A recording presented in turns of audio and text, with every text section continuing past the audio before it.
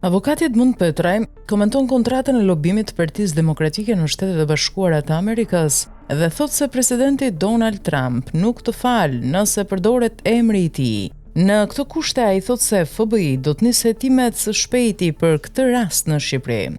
Ashtu avokati e cilëson si skandaloz përdorimin e emrit të presidentit amerikan Donald Trump nga njerëz afër tij si Chris Lasivita.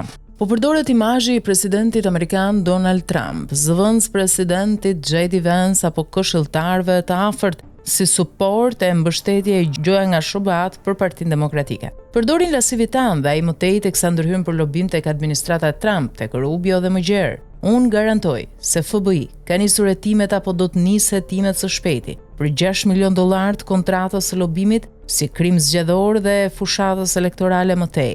Trump nuk të falë kur përdoret emri i tij. Kemi edhe rastin e ish-presidentit Joe Biden me djalin në një marrëveshje armësh në Ukrainë, që u tentua të implikohej. Unë them se Trump nuk toleron.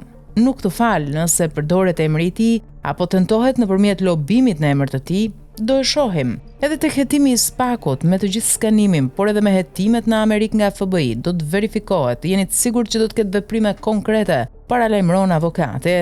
Ndërkohë kujtojmë se në Shqipëri, Prokuroria e Posaçme kundër korrupsionit dhe krimit të organizuar SPAK ka nisur verifikimet për këtë rast. Megjithatë, nga Partia Demokratike, përveç një deklarate të thatë zyrtare para pak ditësh, nuk ka asnjë transparencë lidhur me këtë kontratë. Për më tepër që kreu i Partisë Demokratike Sali Berisha i ka dhënë ultimatum të vetëve një ditë më parë që të mos dalë asnjëri prej tyre në media e të mos thonë asnjë fjalë për këtë çështje.